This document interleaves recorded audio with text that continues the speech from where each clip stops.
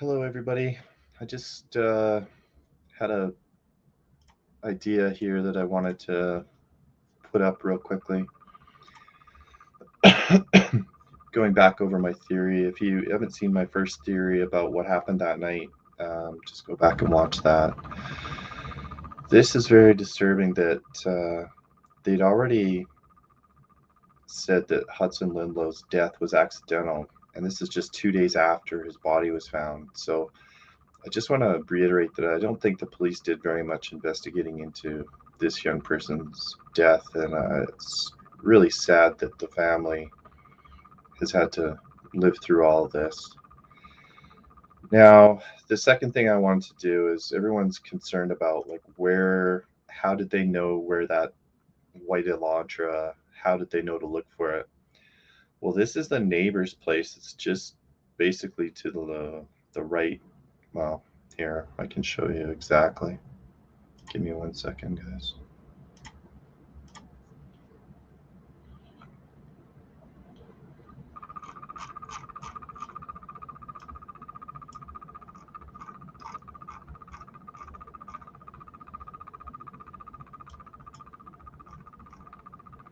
So this house is with the camera on it.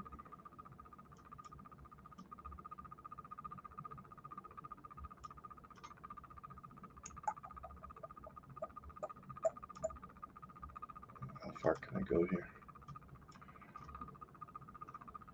It's right here.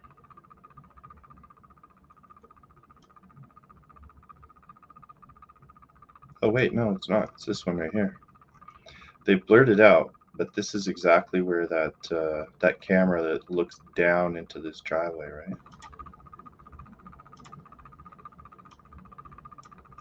Yes, right here.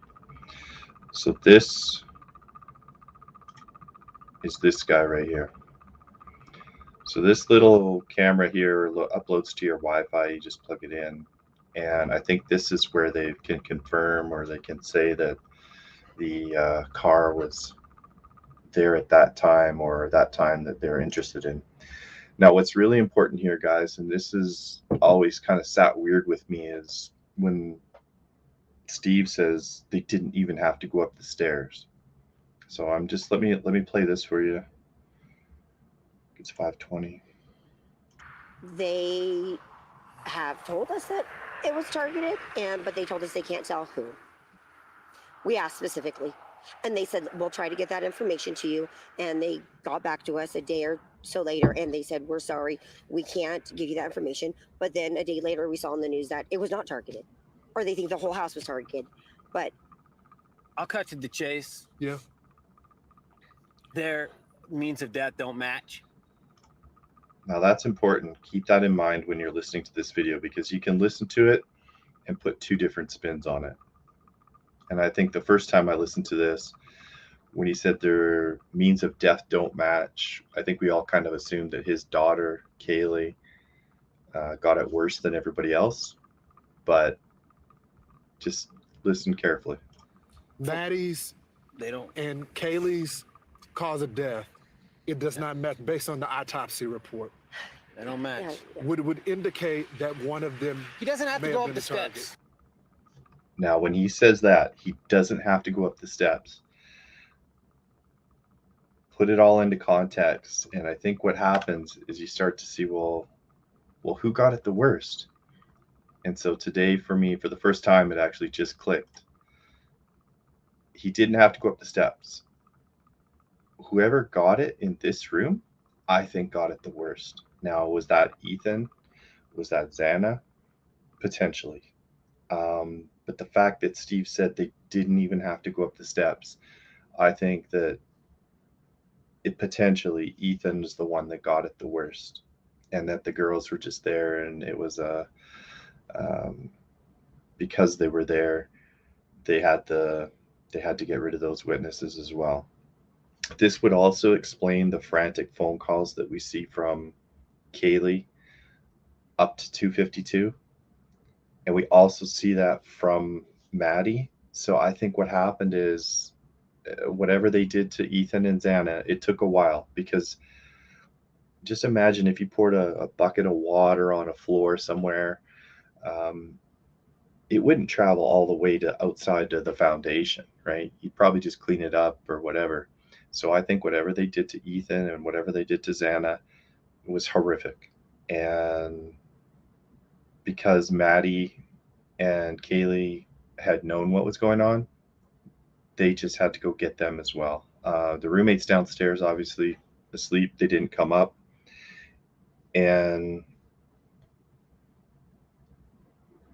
I think that's what explains the 10 phone calls earlier that night. Maddie could have been upstairs, or Kaylee could have been upstairs taking care of the dog, Murphy, letting him out on the walk. She could have known something bad is going to happen. Jack D, can you come over here? And I think that's how we see that progression. And then when Maddie realizes, oh my God, this is really serious, she started calling Jack too. So I think this is what puts everything a little bit tighter together. Let me know what you think. I think we need to be looking at the frat guys. I think we need to be looking at Adam.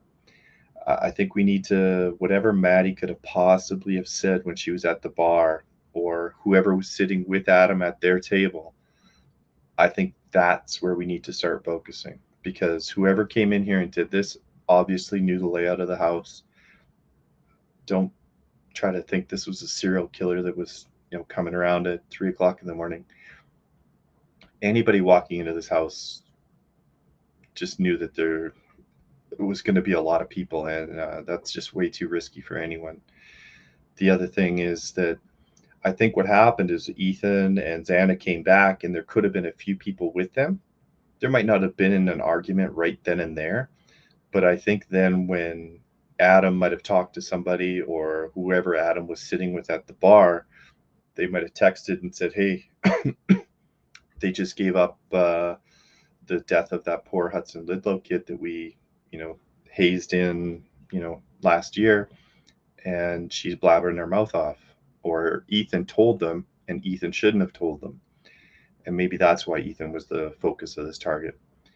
I'm just going to try to make this short. So that's my newest, latest, and greatest updated theory. And thanks, guys. Hi, Masa.